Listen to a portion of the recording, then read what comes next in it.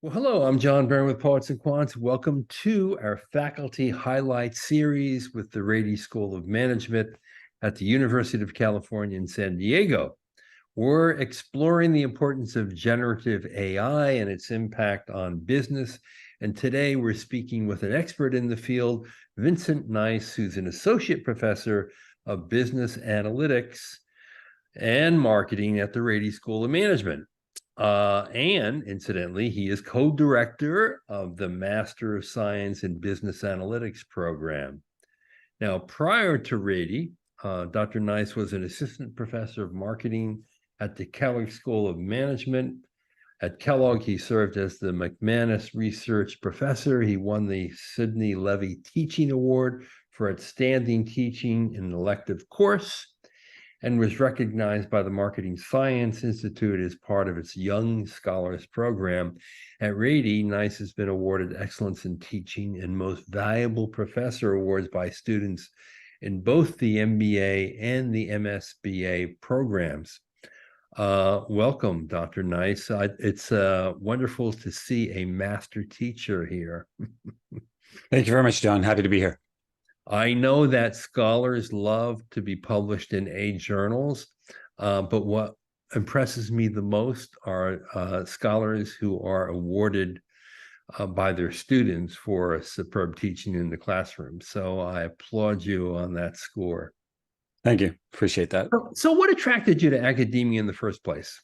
I really just wanted to keep learning. I started out with a bachelor's degree and sort of not a really clear idea of exactly what I wanted to do, and I ended up in the marketing area.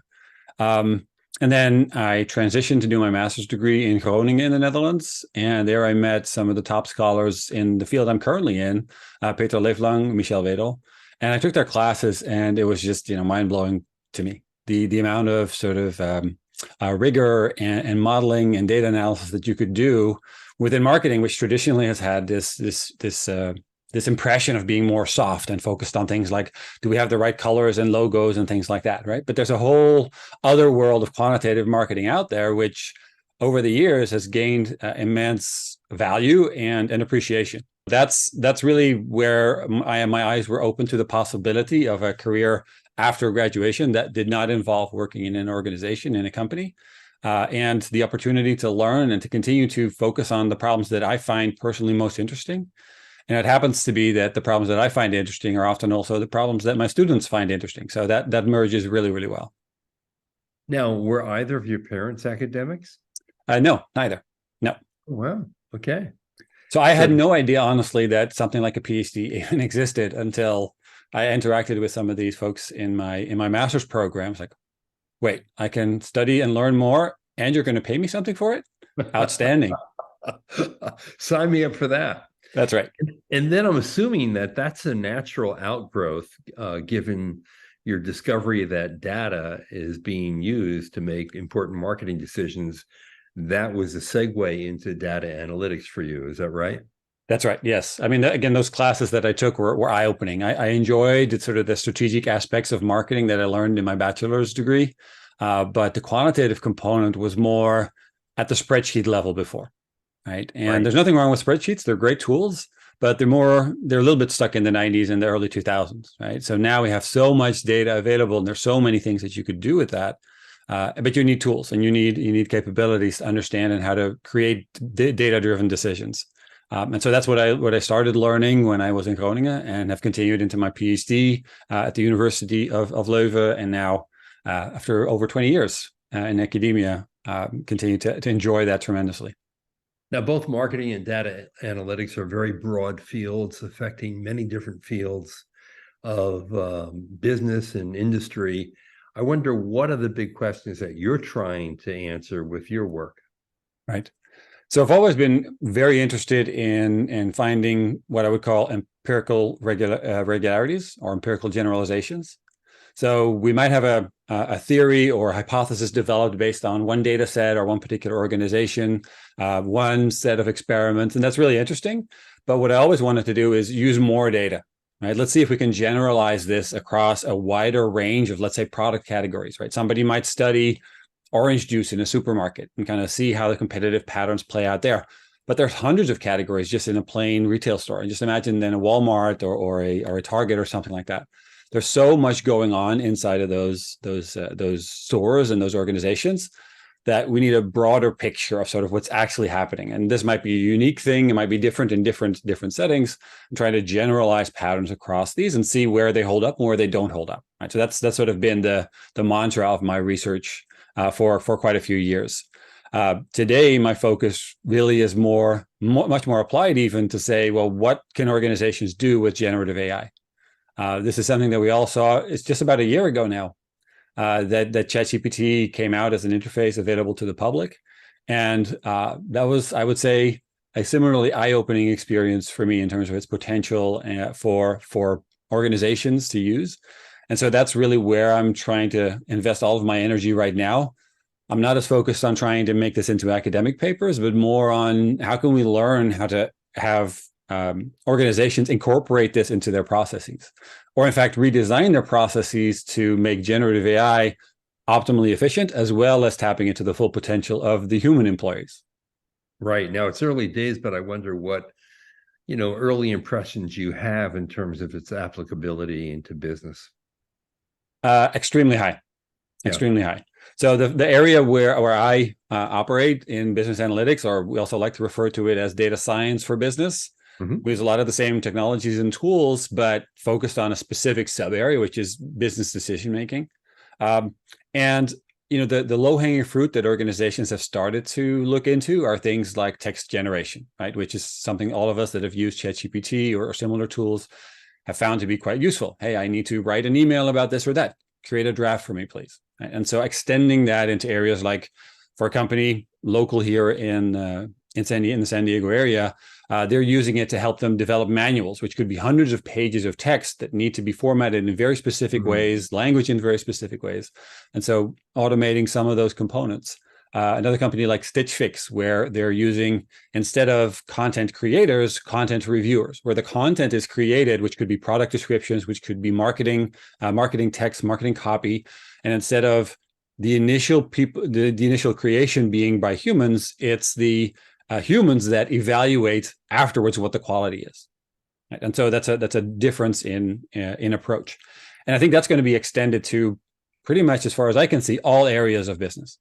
So we're all going to have a 24/7 tutor available to us. So we can do much more.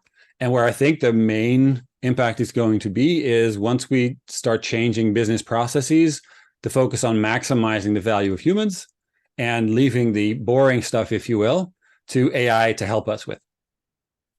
Very true. And of course, we're looking at very early iterations of AI. I would imagine that 3 years from now, 5 years from now, these tools are going to be even more rigorous and more evolved in ways that can do a lot more and a lot more efficiently.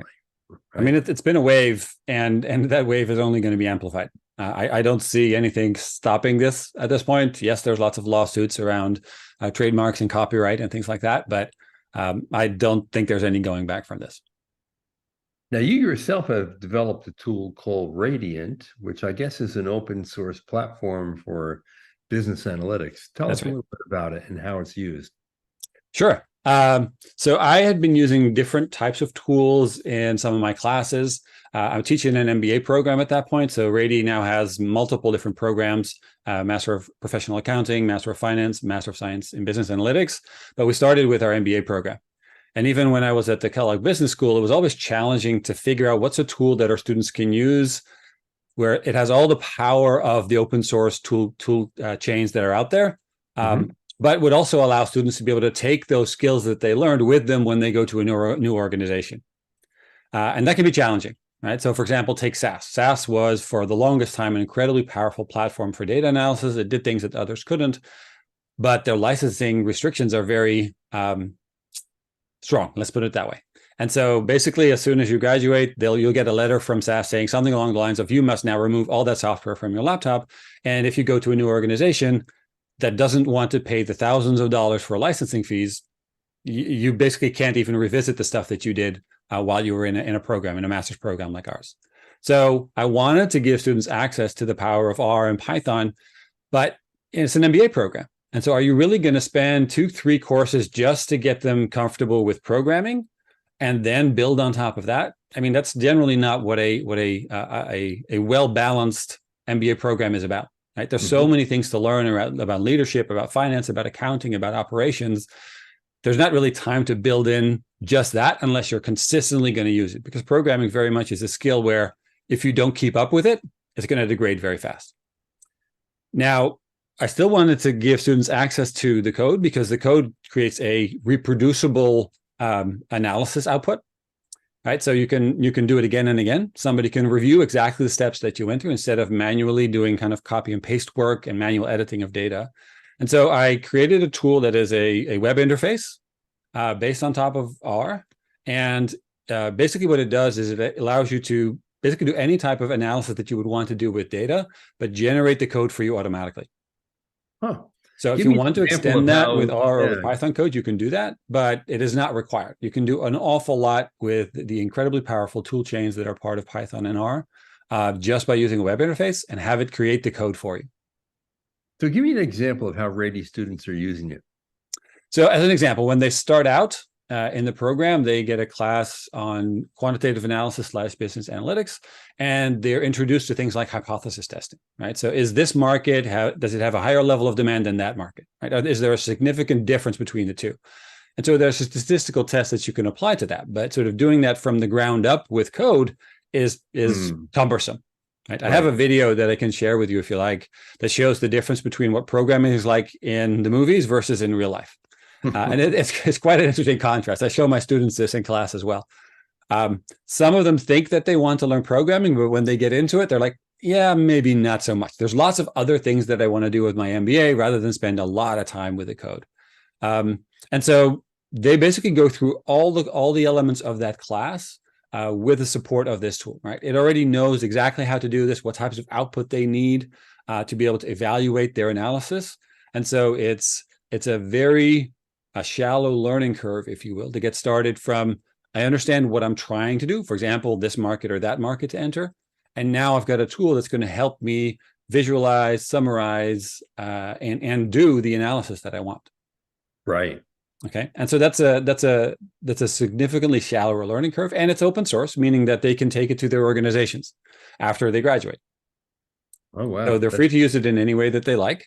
Now, if their organization uses some other tool, that's fine too. At least they have access to everything that they learned within our school, within our programs. And so there's about 10 or 11 classes that use this as part of the curriculum, both in graduate and undergraduate. It's used at different schools around the US and around the world. And so that's been quite rewarding. Now, there's some people who would say that business analytics or data analytics is no different than a term that has been used in academia for many years, data science. Mm-hmm. Are you among them, or do you think there's a difference between what we would call data science and what we would call data analytics? Oh, no, I don't. I think they're used pretty much interchangeably. Right. Yes. So now, tell me, why is data science or why is data analytics so critical for business today? Okay. So another term that I wanted to add into this discussion would be business analytics, right? And so people trying to make a differentiation between those three. And I'd say business analytics is just data science, but then specifically focused on a business application, right? And so this is just an extension of something that we've seen more and more in organizations in areas where previously data might not have been as widely available, is how do we quantify and ensure that we have a data-driven decision-making process, right? So one of the areas that's gaining ground in that space right now is human resources, right? So evaluating people on their performance, figuring out who the next best promotion should go to, who we should hire, those types of things. Now, marketing has been following finance for a long time, right? So finance and economics were already very strong in analytics, and then marketing was the softer discipline within business.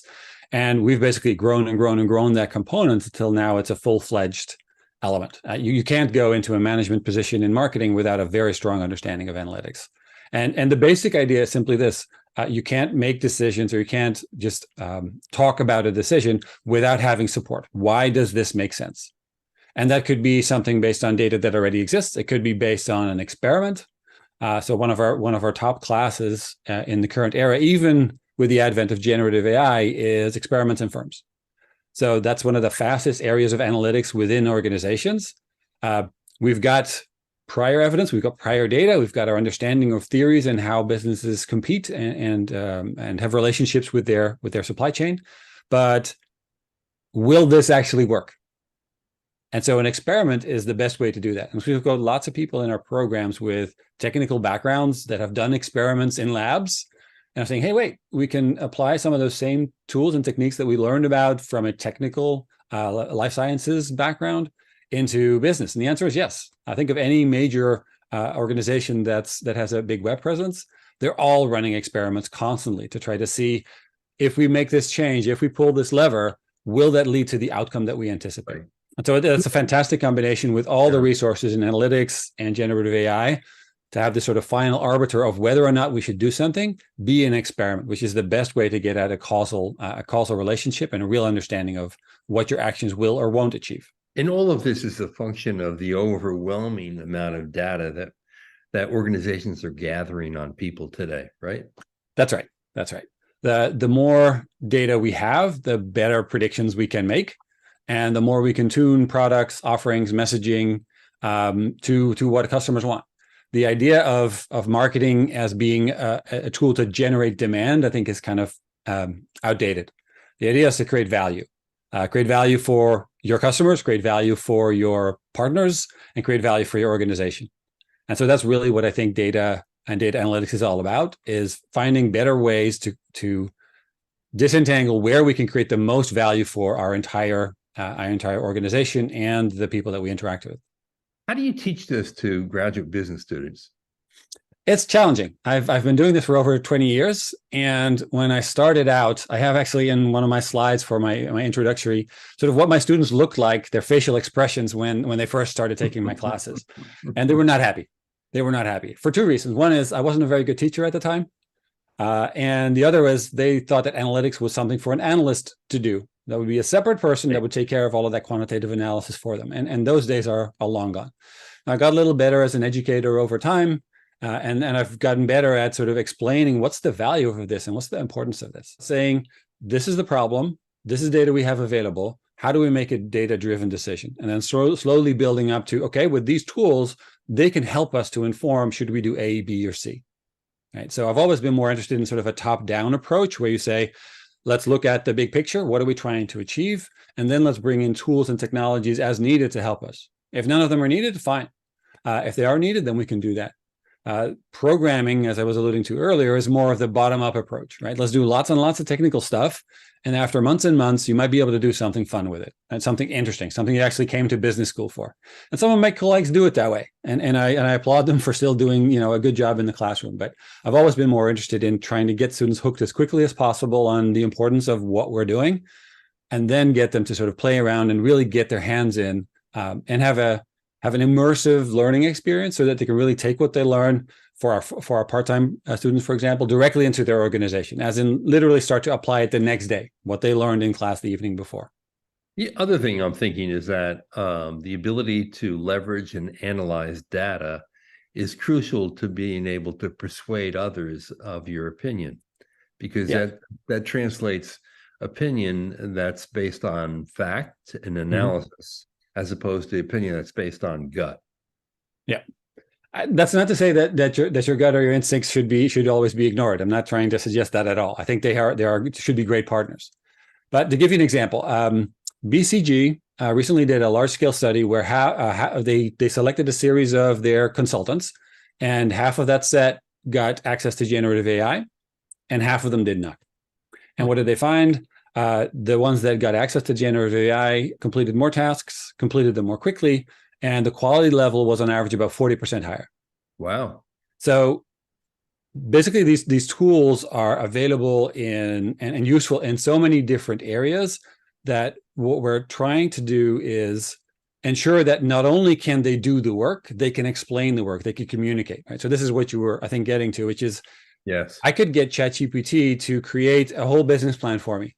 But ultimately, I'm going to have to get up in front of my board, in front of my managers, and explain why this actually makes sense, right? And they're going to ask me questions. And I don't have ChatGPT at the ready at that point to say, hey, what should I say to this question? right? So you really need to have a deep understanding of what you're doing and what you're using or leveraging generative AI for, which is why we think of it as a sort of a skill multiplier. If you have no skill, generative AI is basically multiplying by zero, right? You're not getting anything out of it other than a set of slides, but you have no ability to convince people about the value of what you're suggesting.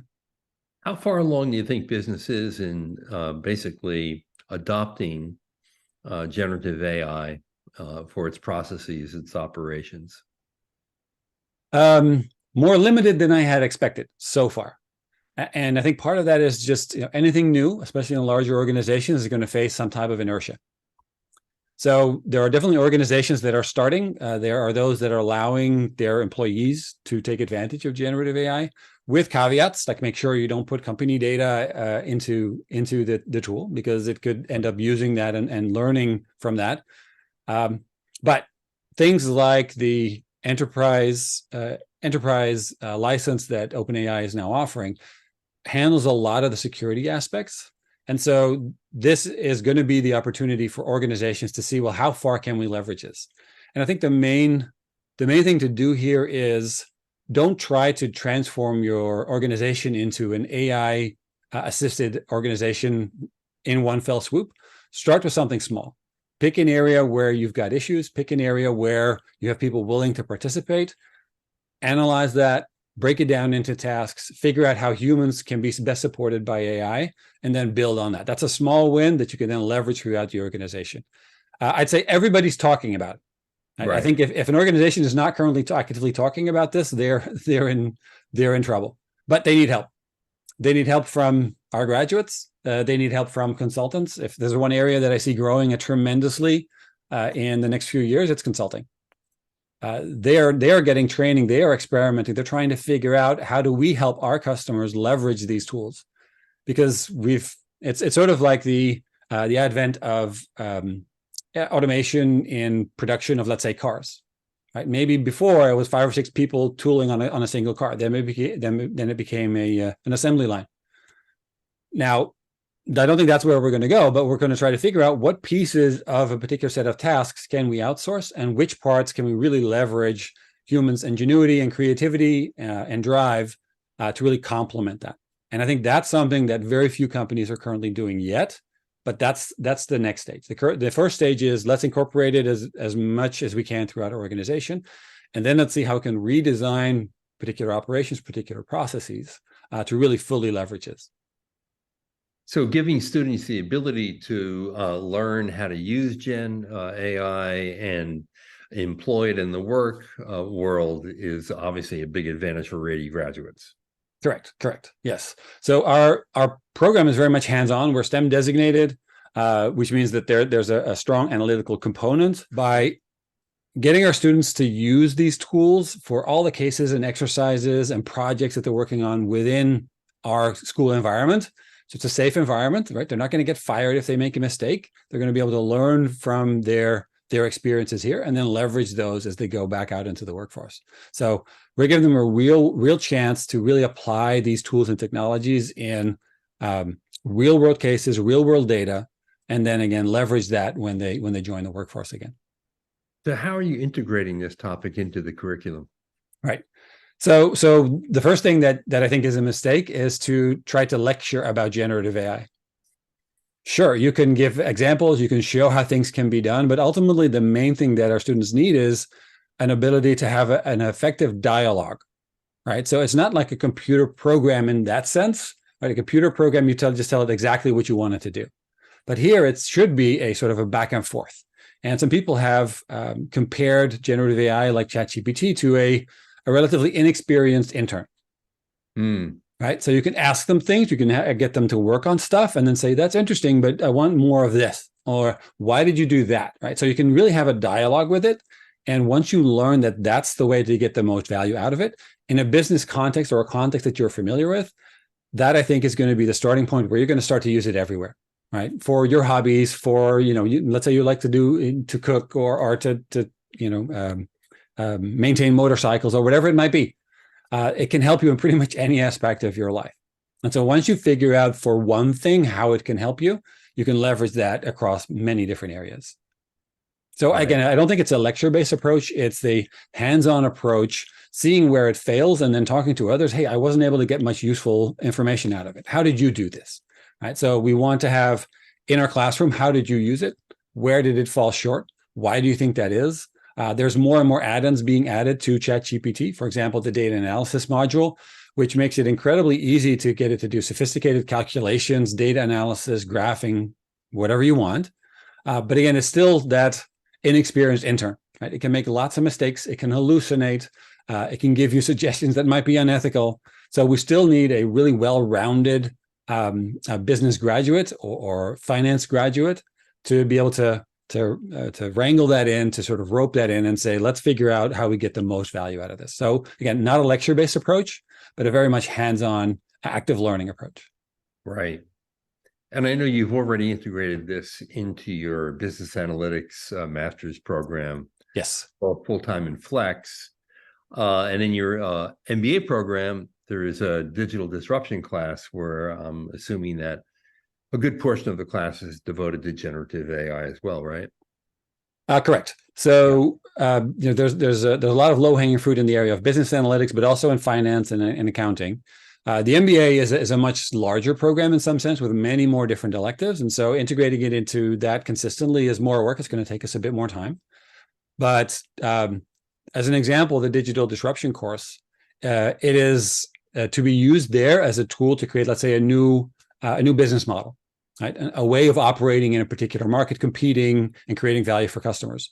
And the instructor there said, I'm going to try to use ChatGPT and other open generative AI tools to create a deliverable, a project report, similar to what I asked my students to do in previous classes. And after about half an hour of working with it, he created a report that would have gotten in his previous versions of classes about an A-. Right. Wow. So obviously he's the instructor, so he really understands the process. So it would have taken students longer, but basically that sets a new baseline, right? The A- is the baseline now. So if a student is not able to produce something at a higher quality level than that, they're looking at a C or a D. So our goal with this is, instead of a regular MBA or a regular data scientist or business analyst, we're trying to create the 2X MBA, the 2X business analyst, the 2X accountant, right? Somebody that when they come into an organization is able to create twice the value of a standard accountant or standard graduate coming out of a Master of Professional Accountancy program. Now, I think that's a lofty goal, and I think we still have a long way to go before we actually achieve that. But I think we've made the right start. And again, I think we can create so much more value for our students and for the companies that employ our students, that I think we're really on the right track. Yeah. Now, I've talked to professors all over the world about this, and in the earliest days, they were talking about eliminating it, preventing students from using it, even going back to old pencil and paper tests to avoid the use of Gen AI. And it's kind of come full circle where if you don't embrace it, that's a problem, right? I would agree. Now, yeah. Just it's not necessarily wrong to have a pencil and paper test at the end, right? Because there are certain things that we want our students to understand and make sure that they know. If they can only do what ChatGPT tells them, then again, I think they haven't used it as a multiplier. They need to develop skills as well. So there are things we're going to have to do to make sure that they actually learn the things that are important so that they can use it as a skill multiplier. But where I'm most disappointed is in hearing people say something like, I don't care what they use. The end exam is what has always been. And I'm just going to use paper and pencil, right? That takes care of all my problems. Because the main thing that they're leaving on the table there is this opportunity to increase expectations, right? To make that 2X MBA, if you will. Right. And so they're basically setting their students up for failure. There's a really nice quote that I like, which is, AI may not replace you, but someone using generative AI might. And I don't think that might is even good anymore. They will, right? They will replace you. So if you're not able to leverage that, then your job security is potentially in trouble. Now, you referenced this earlier, and I want to come back to it. And this involves ethics. And how one uses this new technology in a responsible way. And I wonder, how do you teach students to do that? That is a non-trivial task. We have people with a lot of experience in the area of ethics, both at Rady and outside. So I think there's two components here. One is that we have to make sure that students produce work that they have confirmed, that it's accurate, that it is relevant. Right? You might have heard the story about the lawyer that presented a case where he cited case law that didn't exist, that was hallucinated by ChatGPT. Right? So those are things that, of course, our students must not do. And so ways in which we can address that or sort of ensure that they're learning the way we want is to literally cold call on them. You just submitted this report, or you just submitted this analysis for your class. Tell me how you came to that conclusion.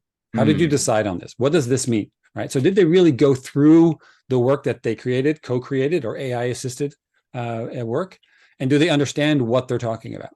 Can they extend that? Right. If they introduce new information, are they able to make the leap to say, oh, with that information, we would have done the following? Right? And so that's, I think, one component. The component of, are the actions that we take ethical or not, given that we've been using generative AI as one of our sources of input? I think that's not really different from ethical business as it's always been. Right? So when companies do things that we find unethical, environmental damage, whatever it might be, that hasn't changed. Right? What I am concerned about, especially longer term, is what are the implications for employment? Right. So I'm from the Netherlands, and within Europe, I think there's a distinct possibility that generative AI could lead to something like the 4-day work week. In the US, I'm not sure how that's going to work out. My guess is it's going to be, oh, you can now do more in 40, 60 hours. Let's do more in 40, 60 hours. Nothing wrong with that, but that's, different cultures and different work cultures are going to use this differently. But again, I think the ethical component of this is a huge one, a really complicated one. We try to infuse that in all of our courses to have our students think about whether or not actions are appropriate, yes or no. And again, I don't think that changes fundamentally with the advent of new tools to help you do research, do analysis. Now, you referred to generative AI as a potential skill multiplier or a skill extender. Right. And I wonder if you might just give us a little more insight into what you mean by those terms. Sure. Yeah. So as I said, imagine that lawyer that was trying to build his case in court based on output from generative AI. They're going to fail miserably. In fact, they did fail miserably because they didn't really understand the arguments that were being used and the basis on which they were formed. And so the same thing applies in business. If I'm asked by my CEO or my board to come up and present why we should engage with this new business model, and I can just parrot what ChatGPT told me, I can't respond effectively and efficiently to questions. I can't provide additional arguments. I can't change to new information, new data, new financial disclosures. Then I'm not going to be able to fulfill what I want. I'm not going to be able to take the steps and move my organizations in the directions I want. Right. So you need the skills to be able to evaluate the output you get from generative AI, to ask the right questions, to have that effective dialogue. Right? So that's where I say, if you're thinking of it as a skill multiplier, you have no skill, you're multiplying by 0. Right? You're not getting anything out of it. That's really valuable, and that can engage others and get them to work together towards a joint vision. Now, the skill extender component is you have a particular set of skills, things that you're comfortable with, things that you do on a day-to-day basis. Right? If I do my work as an educator, as a researcher, I'm very comfortable with those things. I do those all the time. I'm quick and efficient at that. And generative AI can help me in some areas, but that's not the main area where I use it, although I use it there as well. It's in things that I want that I would otherwise have to go to somebody else for or hire somebody else for, that now I can say, you know what, I don't usually do a lot with sort of network programming, right? In my particular case, right? I use Radiant, and now I do need some network programming to make something easier accessible to my students. Now I can sort of get to use some programming parlance, a hello world of how that networking thing might work. And then I can get started, right? So it helps me take a step over the pond or over the bridge, if you will, so that I can get a foothold, and then I can build on top of that, again, with the help of generative AI. So I can extend outside of my traditional boundaries. And so I expect that lots of jobs in the future will have broader boundaries because they will be able to supervise more skills, more tasks that are supported by generative AI. Right? So at a high level, again, maximizing human potential, minimizing the amount of drudgery. That's, I think, where we're going. And that means fewer sort of pigeonholed, small, specific task-based jobs and more higher level, broader sets of job descriptions. Great. Well, Dr. Nijs, I hope that that's absolutely true, that it does remove the drudgery from our lives and that we're able to focus on more high value and more meaningful work, and actually more fulfilling work for that matter. Exactly. But that also means collaborating with algorithms and machines, as well as you collaborate with your teammates, probably. Right. You need both, right? If you're only collaborating with generative AI, then again, unless you're doing it all on your own, you're going to need people to work with. You're going to need to motivate people. You're going to need to get them on the same page with you, right? And so communication in some ways is going to become even more important than it's been in the past, right? True. Dr. Nijs, it's been a pleasure. Absolutely, John. Thank you very much. All right. This is John Byrne with Quants. You've been watching our faculty highlight series with the Rady School of Management at the University of California in San Diego. Our speaker today was Vincent Nijs, who's an associate professor of business analytics and marketing at the Rady School. Thanks for tuning in.